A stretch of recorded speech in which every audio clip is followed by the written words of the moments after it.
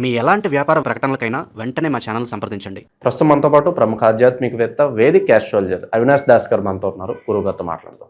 నమస్కారం గురుగారు. నమస్కారం అండి. ఓం నమ శివాయ, ఓం నమో వెంకటేశాయ. గురుగారు, మార్చ్ మాసం కన్యా రాశి వాళ్ళందరికీ కూడా ఏ విధంగా ఉంటుంది? గ్రహణం తాలూకు ఇంపాక్ట్ వీళ్ళ మీద ఏ విధంగా ఉండబోతుంది? వీళ్ళకి ప్లస్ అంటారా, మైనస్ అంటారా? ఉగాదిని ఏ విధంగా పురస్కరించుకుంటే వీళ్ళకి ఈ మాసం బాగుంటుంది అంటారు? నమస్కారం అండి. ఓం నమ శివాయ, ఓం నమో వెంకటేశాయ. మనం ఇప్పుడు కన్యారాశి గురించి మాట్లాడుతున్నాం. కన్యారాశికి బేసికల్గా గ్రహణం అనేది 6/12 యాక్సిస్లో వస్తుంది. సో 6/12 యాక్సిస్ అనేది పనికి సంబంధించిన, ఇన్వెస్ట్మెంట్కి సంబంధించిన యాక్సిస్. ఇక్కడగా పని చేసే వాళ్ళకి శుభవార్త. సాఫ్ట్వేర్ రంగం కాకుండా వేరే రంగాల్లో చాలా జాబ్స్ ఉంటాయి. వాళ్ళందరికీ జాబ్స్ రాబోతున్నాయి కన్యారాశిలో. ప్రైవేట్ చూస్తుంటాం మనం, ప్రైవేట్లో చాలా ఉంటాయి జాబ్స్. సో వాళ్ళందరికీ జాబ్ వచ్చే అవకాశం ఉంది. తర్వాత 12వ ఇంట్లో ఇన్వెస్ట్మెంట్ అంటే ఒకటి స్టాక్ మార్కెట్ ఇన్వెస్ట్మెంట్, ఒకటి బిజినెస్ ఇన్వెస్ట్మెంట్. బిజినెస్లో పెడతారు.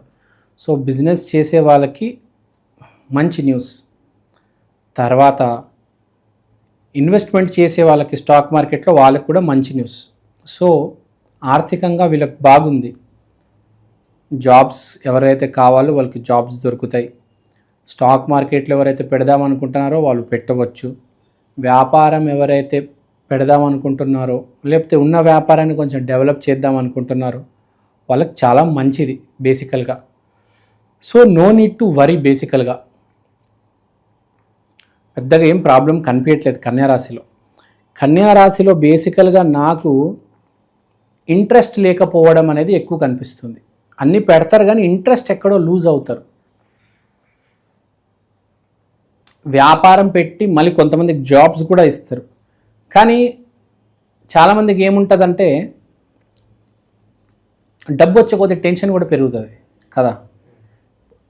జాబ్ చేసేటప్పుడు మీ పొజిషన్ పెరిగిందనుకోండి, మీరు జూనియర్ ఇంజనీర్ అనుకోండి, పెద్దగా ఏం పని ఉండదు. అదే మీరు senior most team leader, head of the department అనుకోండి, చిన్న తప్పు చేసినా మీ మీదే నెట్టేస్తారు. సో ఆ టెన్షన్ ఒకటి రావడం వల్ల ఇంట్రెస్ట్ అనేది కొంచెం కోల్పోవడం జరుగుతుంది. నేను ఎందుకు చేస్తున్నాను ఈ పని? అరే నువ్వు పని చేస్తున్నావు, నీకు డబ్బులు వస్తున్నాయి, నువ్వు రుణపడి ఉండాలి కదా. కానీ లాస్ ఆఫ్ ఇంట్రెస్ట్ బేసికల్గా కనిపిస్తుంది ఇక్కడ. లాస్ ఆఫ్ వర్క్, పని సరిగ్గా చేయకపోవడం, లాస్ ఆఫ్ ఇంట్రెస్ట్, ఇది బేసికల్గా కొంచెం కనిపిస్తుంది.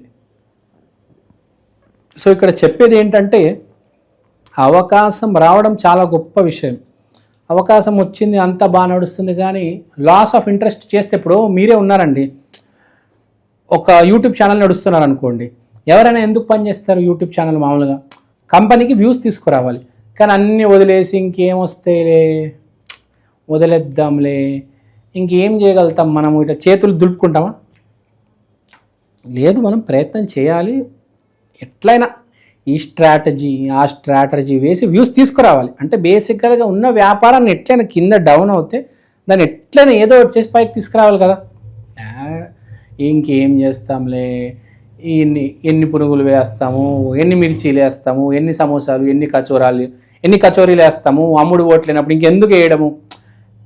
వెయ్యాలి, వస్తారు, ఆ నమ్మకం ఉండాలి. ఛానల్ ఇంకా వీడియోస్ చేయాలి, ఛానల్ డెవలప్ అవుతుంది.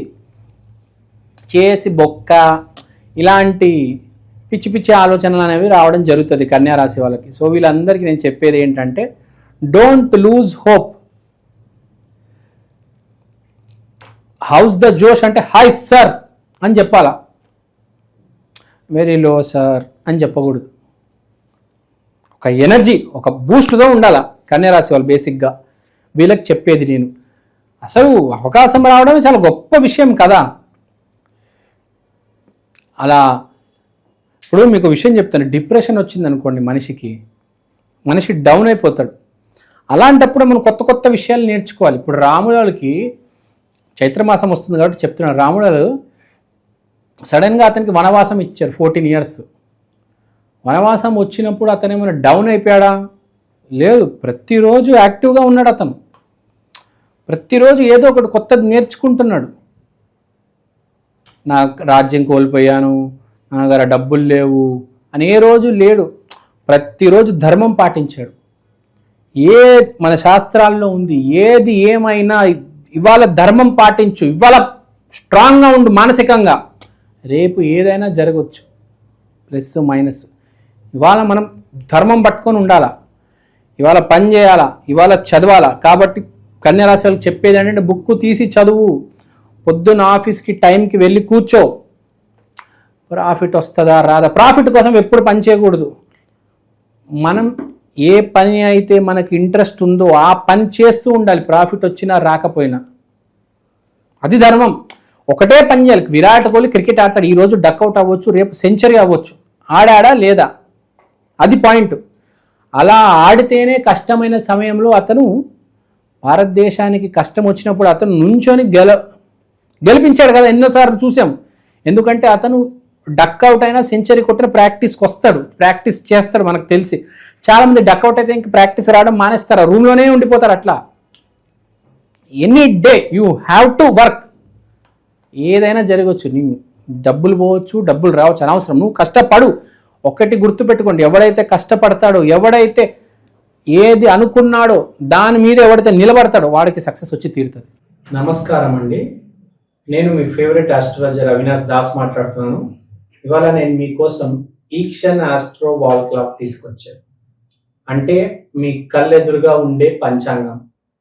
దీంట్లో మీరు రాశి, నక్షత్రం, తిథి, మంచి సమయము, యమగండాలు ఇవన్నీ చూడొచ్చు. దీంతో పాటు దేవుడి బొమ్మలు, శివయ్య, ఆంజనేయ స్వామి, వెంకటేశ్వర స్వామి. సో ఈ వాచ్ అనేది చాలా యూనిక్ వాచ్. ఇది ఇండియాలో ఫస్ట్ ఆఫ్ ఇట్స్ కైండ్ అండి. ఇలాంటి వాచ్ ఇప్పుడు దాకా రాలేదు. This is our first version. దీని తర్వాత 2.0, 3.0 అని touch screen versions, digital versions చాలా రాబోతున్నాయి. దీంట్లో జరిగే డిజిటల్ ప్రోడక్ట్ ఇంప్రూవ్మెంట్, దీంట్లో జరిగే రీసెర్చ్ ఇప్పుడు దాకా ఇండియాలో ఫస్ట్ టైం అండి ఇది రావడం. ఈ వాచ్ మీరు ఇంట్లో పెట్టుకుంటే మీకు ఏ క్యాలెండర్ అవసరం లేదు. ప్రతి సంవత్సరం క్యాలెండర్ కొనడం, ప్రతి ఉగాదికి క్యాలెండర్ కొనడం, అవి ఏమీ అవసరం లేదు. ఇంకా అయిపోయింది, వాళ్ళు రన్లు కొట్టేశారు, ఇంకా మనం ఏం కొడతాంలే, మనం ఓడిపోతాంలే అని చాలామంది అదే జరుగుతుంది. ఆడు కూడా విరాట్ కోహ్లీకి విపరీతమైన నమ్మకం తెలుసా, అందరు అవుట్ అయిపోతూ ఉంటారు, వీడు ఒక్కడే నేను గెలిపించేస్తానులేనా ఇలా అనుకుంటాడు. చాలాసార్లు అట్లా అనుకున్నాడు కాబట్టి భారతదేశాన్ని గెలిపించారు. అదే మన ఇండియన్ టీంలో కొన్ని ప్లేయర్స్ ఉంటారు, అభిషేక్ శర్మ, ఇషాన్ కిషన్, సూర్య యాదవ్, వీళ్ళందరూ ఇంకా అయిపోయిందంటే ఇంకా అందరూ ఒకటేసారి వికెట్లు పడితే ఇంకా అందరు పడిపోతారు. ఆ సిచ్యువేషన్ కూడా అలానే ఉంటుంది. అరే నేను చేయగలను, ఎవ్వరు స్టేడియంలో ఉన్న 1,00,000 మంది అందరు అయిపోయింది మ్యాచ్ అనుకున్నప్పుడు విరాట్ కోహ్లీ గెలిపించి చూపిస్తాడు. ఆ నమ్మకం ఉందా మనిషికి, ఏదేమైనా నేను నుంచుంటా, చివరి బాల్ వరకు నుంచొని గెలిపిస్తాను అన్నాడు. అలా గెలిపించాడు కూడా భారతదేశాన్ని ఎన్నోసార్లు. మామూలుగా మనిషి గురించి చెప్తానండి, ఓడిపోతారు, ఇక అయిపోయింది అనుకుని వదిలేస్తారు. నేను చేస్తాను.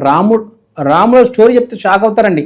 అసలు ఇంపాసిబుల్ అండి రావణాసుడిని చంపడం, సీతని తిరిగి వెనక్కి తీసుకురావడం, కానీ అతను చేసి చూపించాడు. సక్సెస్ పర్సంటేజ్ 0%, 1% ఉన్నప్పుడు కూడా రాముడు కావచ్చు, విరాట్ కోహ్లీ గెలిపించారు. సో కన్యా రాశి వాళ్ళకి చెప్పేది, డోంట్ లూజ్ హోప్. వ్యాపారం చేయండి, జాబ్ చేయండి, ఇన్వెస్ట్మెంట్ చేయండి. టైం బాగుందిరా నాయన. ముందు పాస్ట్ని చూసి డిసైడ్ చేయొద్దు.